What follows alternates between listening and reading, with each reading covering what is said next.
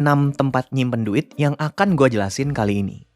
Dari ke-6 tempat nyimpen duit ini, ada yang bisa disebut investasi, ada yang enggak. Di mana ajakah itu? Langsung aja ya. Ada celengan ayam, bank, deposito bank, obligasi, reksadana, dan saham. Pertama, celengan ayam. Uang 2 juta yang kita sisihkan ke dalam celengan ayam, 5 tahun kemudian, hampir pasti jumlahnya tetap 2 juta. Alias imbal hasilnya adalah 0% dalam 5 tahun itu. Nggak berkurang, nggak bertambah. Apakah ini bisa disebut investasi? Tentu aja enggak. Yang kedua, bank. Banyak yang nggak sadar, nyimpen duit di bank itu sekarang bunganya cuma 0,64% per tahun. Sedangkan biaya adminnya sekitar Rp10.000 per bulan. Kalau kita punya 2 juta rupiah dan kita simpen di bank selama 5 tahun, berarti saldo kita di akhir tahun kelima adalah 1,45 juta rupiah. Loh, malah berkurang ya? Iya, berkurang. Karena lebih besar biaya adminnya daripada bunga yang kita terima. Berarti mending nyimpen di celengan ayam dong. Tentu aja enggak. Gua lebih milih nyimpen di bank daripada di celengan ayam karena risikonya tentu jauh lebih besar kalau disimpan di celengan ayam. Belum lagi kalau mau transaksi ribet. Masa harus dipecahin dulu? Baik lagi, apakah bank ini memenuhi konsep investasi? Tentu aja enggak. Ketiga, deposito bank. Ini beda ya sama sekedar nyimpen uang di bank. Deposito itu kita nyimpen uang di bank tapi ada jangka waktunya. Dan umumnya nggak bisa kita ambil kalau jangka waktunya belum selesai. Semacam di lock gitulah. Bisa sebulan, 3 bulan, 6 bulan, 12 bulan, dan seterusnya. Kalau punya uang 2 juta dan mau ditaruh deposito, pilihannya terbatas. Dari keempat bank besar contoh kali ini, setahu gua ya, hanya Bank Mandiri yang bisa. Karena minimum naruh deposito di situ 1 juta rupiah.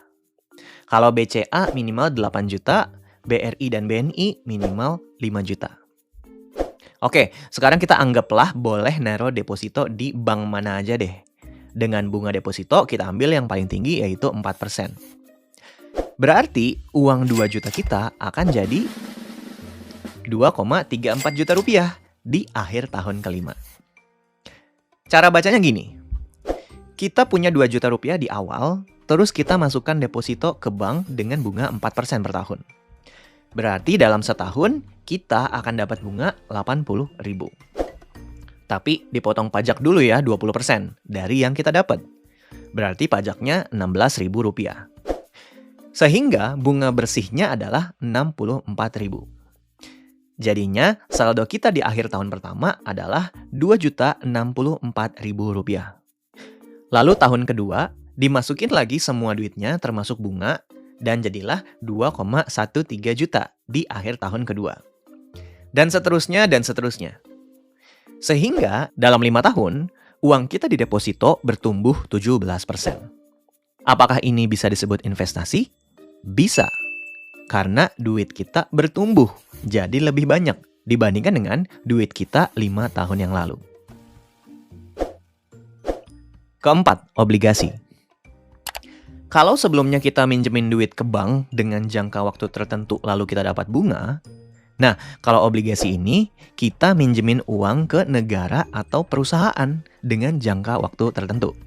Dan akhirnya sama, kita akan dapat bunga juga. Biasanya lebih tinggi dari deposito, sekitar 6% per tahun. Jadi kalau kita punya 2 juta, lalu kita belikan obligasi dengan bunga per tahunnya adalah 6%, maka uang kita akan menjadi 2,6 juta rupiah. Lebih besar sedikit daripada kita masukkan ke deposito. Sebab bunganya memang lebih besar obligasi ya dibanding deposito. Dan pajaknya kalau obligasi itu hanya 10% dibandingkan deposito yang kena pajak 20%. Balik lagi, apakah ini bisa disebut sebagai investasi? Jawabannya iya, karena duit kita bertumbuh.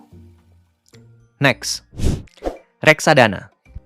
Ini agak tricky karena reksadana itu banyak bentuknya. Saking banyaknya, gue pernah bikinin beberapa video khusus untuk bahas reksadana. Linknya ada di kolom deskripsi. Jadi mending lu tonton dulu video itu biar ngerti konsep si reksadana ini. Gua kasih waktu 3 detik ya. Oke, udah. Singkatnya, lu punya duit, manajer investasi punya kuasa. Duit lu akan mereka investasikan sesuai dengan keahlian mereka masing-masing. Nanti hasilnya akan dibagi ke lu semuanya. Terus si manajer investasi akan dapat fee karena lu pakai jasa mereka. Simple ya. Berapa sih imbal hasil yang ditawarkan reksadana? Gua coba tanya ChatGPT untuk hal ini. Dia bilang begini, tingkat keuntungan investasi reksadana bisa sangat bervariasi, bla bla bla. Gua akan ambil angka 10% per tahun untuk asumsi perhitungan kita kali ini. Duit 2 juta kita, kalau kita masukkan ke dalam reksadana yang return-nya setahun katakanlah 10%, maka duit kita tersebut akan menjadi 3,2 juta. Lumayan. Dana kita bertumbuh 61% dalam 5 tahun. Kenapa bisa gede banget?